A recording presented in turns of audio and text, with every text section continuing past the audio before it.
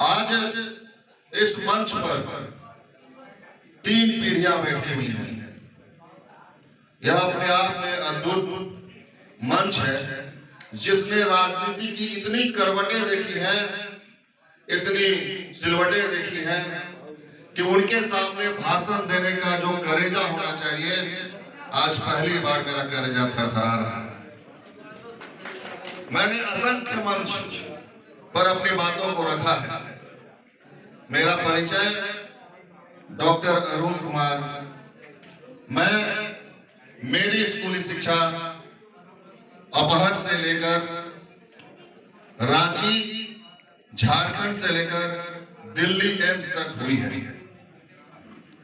गर्दन से ऊपर का जितना भी इलाज है, मुंह, नाक, कान, दांत, बाल, वो सभी मेरा फील्ड है। मैंने 9 डिग्रियां ली हैं अलग अलग। उसके बाद मैंने अपने अस्पताल का नींव डाला और पूरी तरह से झारखंड का हो गया। लेकिन झारखंड से लालू जी ने मुझे जो इज्जत बख्शा है, 9 डिग्रियों के साथ 5 पदों पर मुझे सुशोभित किया। बहुत कम नेता है जिसको एक साथ 5 पद दिए जाते हैं। मैं उन तमाम 5 पदों पर आज भी हूं। मैं अपने संगठन का प्रदेश का महासचिव हूं। मैं पूरे छात्र का प्रभारी हूं, स्टेट का। पूरे मेडिकल सेल का मैं प्रेसिडेंट हूं, स्टेट का।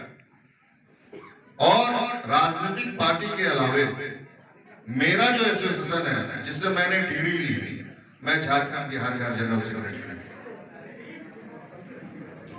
उसके बाद मेरा अपना बिजनेस, मेरा व्यवसाय झारखंड और अब बिहार में शुरू है।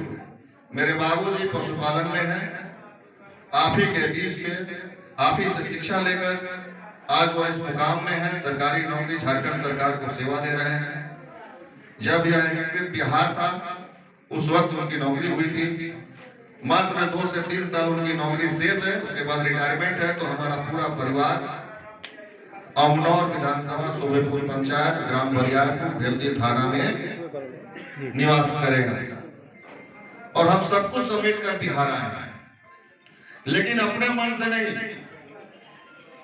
एक आदेश, उनका आदेश, जिन्होंने मेरे परिवार को अर्श तक पहुंचाने का काम किया, फर्श से उठाकर। बहुत सारे लोग बम कांड से लेकर गोली कांड में मारे गए। उनके बीच से मेरे बाबूजी, मेरे परिवार सहित हम लोगों को शिक्षा दीक्षा देने के लिए एक नौकरी पेशा में आए और उनके हाथ को मजबूत माननीय आदरणीय श्री लालू प्रसाद यादव जी ने किया था। यह कहानी मुझे बचपन में नहीं पता था, लेकिन जब मेरी डिग्रियां कंप्लीट हुई और मेरे पोस्टर में मेरे राजनीतिक गुरु आदरणीय मेरे झारखंड प्रभारी JPN यादव, जयप्रकाश नारायण यादव जी, जिन्होंने मेरा हाथ पकड़कर राष्ट्रीय जनता दल में मुझे जोड़ने का काम किया था और पूरा इतिहास मेरे बाबूजी का बताने का काम किया था। क्योंकि जब बाप के सामने बेटा थोड़ा बड़ा, सभी बाप होंगे और कुछ ऐसे भी बाप होंगे जो अपने बेटे को गले लगा नहीं सकते, भले प्यार बहुत ज्यादा करते होंगे। यह हमारा संस्कार है कि जब हम एक उम्र के पायदान पर पहुंचते हैं तो हमें अपने बाप से बहुत प्रेम है, लेकिन हम गले नहीं लगा सकते। तो बहुत सारी बातें मेरे बाबूजी से नहीं होती थी कि उनका क्या इतिहास रहा है, उनका क्या जीवन रहा है। तो उनके जीवन को बताने का काम किया था और मेरा हाथ पकड़कर राष्ट्रीय जनता दल में मेरी यहाँ पर एंट्री हुई थी। राष्ट्रीय जनता दल झारखंड के पलामू एक प्रमंडल है, वहां पर पांकी एक जगह है जो 100% में 99% नक्सलग्रस्त है। तो नक्सलग्रस्त विधानसभा का मैं प्रभारी और वहां पर हम लोगों ने राष्ट्रीय जनता दल का झंडा घर घर गाड़ा था और उस वहां से जो हमने बिगुल फूका था, जहां पर राष्ट्रीय जनता दल 0 पर था, 1 पर था, और आज वहां पर 4 विधायक देने का हम लोगों ने काम किया। हमारे गार्जियन बहुत अच्छी बात बोल रहे थे कि गोली से नहीं, बोली से आगे बढ़ा जा सकता है। हम लोग जहां से आए हैं, मानचित्र पर लाल दाग लग जाता है। उस जगह पर राजनीति कर आए हैं जिस जगह पर हम राजनीति सीखे और उस जगह पर सफलता पाए। वहां पर 65 पंचायत है और यहाँ पर 32 पंचायत है। वहां 5 ब्लॉक है, यहाँ 3 ब्लॉक है।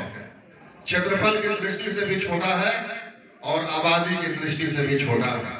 हिंसकता में भी पीछे है। जितना हिंसकता हम लोगों ने वहां पर देखा, जितना ऊंच नीच का चीज देखा, वो अमनौर में बहुत कम है।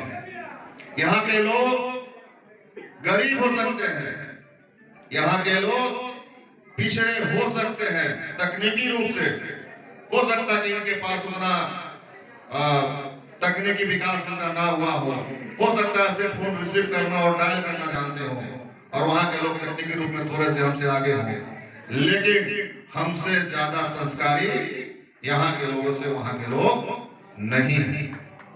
ये जो संस्कार हमारी माटी से आता है, यह बिहारी में ही देखा जाता है। अब हम लोग आते हैं अमनौर पर। क्यों जरूरत पड़ी कि मुझे अमनौर आना पड़ा? देखिए, अमनौर मुझे आना नहीं पड़ा, मुझे तो आना ही था।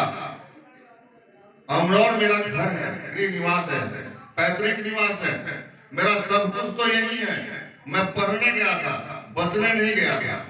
मेरा रोजी रोजगार भगवान करे कि झारखंड में है, कलकत्ता में भी हो जाए, दिल्ली में भी हो जाए, और बहुत जल्द हम लोग भेल्दी में मल्टी स्पेशलिस्ट हॉस्पिटल खोलने वाले हैं, जहां पर आज आपके बीच में जब मेरा अस्पताल चलेगा, आप सभी के बीच में बता रहा हूं, आपके खरीदी के दाम पर इलाज होगा, आपके पैसे पर इलाज वहां पर नहीं होगा, सेवा भावना के रूप में इलाज होगा। और आपसे मुझे पैसे नहीं चाहिए, मुझे आपसे आशीर्वाद चाहिए, लेकिन ऐसा अस्पताल चाहिए कि लोगों को छपरा और पटना ना जाना पड़े, छपरा और पटना वालों को यहाँ आना पड़े, उसकी व्यवस्था करना। अमनौर विधानसभा का एक सर्वे किया था हम लोगों ने। जब मुझे भेजा गया, माननीय तेजस्वी जी ने इशारा किया, हमारा नाम पता पूछा, हमसे बातें की। उनके बड़े मामा जी प्रभुनाथ राय हमारे एक फंक्शन में रांची घर पर आए थे। उन लोगों ने इशारा किया कि अमनौर में हमारी संख्या ज्यादा है। हम कौन हैं? हम सिर्फ अहिर नहीं हैं, हमने वो सारे बहुजन समाज के लोग आते हैं जो पिछड़े, अति पिछड़े, दलित, लेकिन भाजपा ने उनको बांट के महादलित कर दिया। दलितों को भी बांटा, बहुजनों को भी बांटा, यादवों को बांटा। हमारे जितने भी लोग हैं जिनको हाथ पकड़कर सीना ऊंचा करने के लिए लालू जी, बीपी मंडल, जगदेव बाबू, इन लोगों ने लड़ाइयां लड़ी थी। मंडल कमीशन अगर नहीं आता तो बाबा भीमराव अम्बेडकर के संविधान से ये देश चलाना बहुत मुश्किल था, क्योंकि संविधान में अधिकार दिए गए थे, लेकिन मंडल कमीशन में हमें हक दिया गया। और लड़ने के कारण हमारा 90 के बाद, आप विकिपीडिया मारिए जानकारी के लिए गूगल पर, 90 के पहले हमारे पिछड़ों से कोई भी ब्यूरोक्रेसी में नौकरी नहीं पा सकता था। मंडल कमीशन आने के बाद हमारे लोग आज ऊंचे पद पर हैं। मंडल कमीशन के पहले हमें ब्यूरोक्रेसी में जाने का अधिकार तक नहीं था, जिसको लड़ कर लिया गया। किनके लिए लड़ कर लिया गया? हमारे लिए। और हम आपस में टूट गए हैं, जाति में, पार्टी में। क्या जाति और पार्टी के लिए इतने बलिदान दिए गए?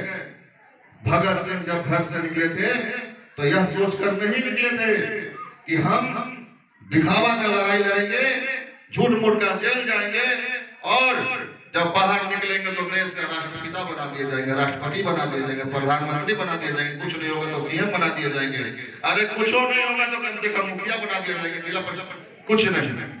उन्होंने पद की गरिमा को नहीं देखा था, पद के लालच को नहीं देखा था।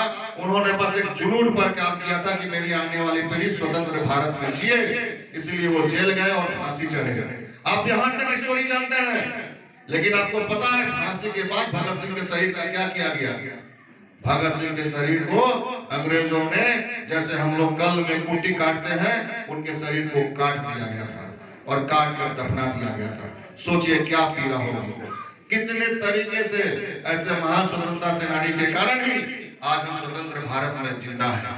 बाबा भीमराव अम्बेडकर अपने जीवन में एक भी चुनाव नहीं जीते, लेकिन चुनाव कैसे होगा, किसको वोट देने का अधिकार होगा, उन्होंने संविधान में लिखने का काम किया था। मैं भगत सिंह के पथ पर चलने वाला एक शिक्षित व्यक्ति हूं और बाबा भीमराव अम्बेडकर के संविधान को मानने वाला एक व्यक्ति हूं। मुझे पता है कि अमनौर विधानसभा में राजनीति है। मुझे पता है कि आज के इस सभा के बाद भी मेरा चेहरा सबको अच्छा नहीं लगेगा। तो आप ही बताइए कि मेरा चेहरा आपको अच्छा लगे, मैं कौन सा श्रृंगार करूं।